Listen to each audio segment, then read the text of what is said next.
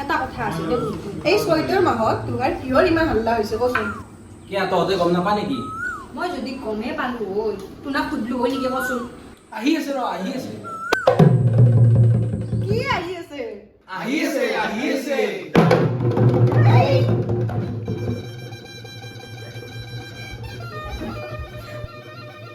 একদম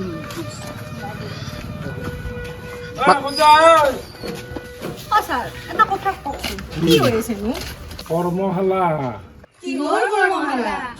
বিহুৰ কৰ্মশালা আমাৰ হেঁপাহৰ কৰ্মশালা 2008 চনৰ পৰা চলি আছে নাজ ন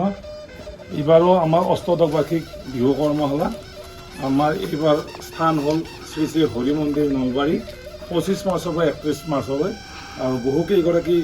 আমাৰ ইয়াত পৰীক্ষক আহিব ৰাজীৱ ভূঞা ছাৰ হিৰণময় মনোজ হালৈ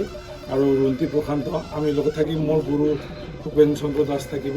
সকলোকে আমি নিমন্ত্ৰণ জনাইছোঁ ধন্যবাদ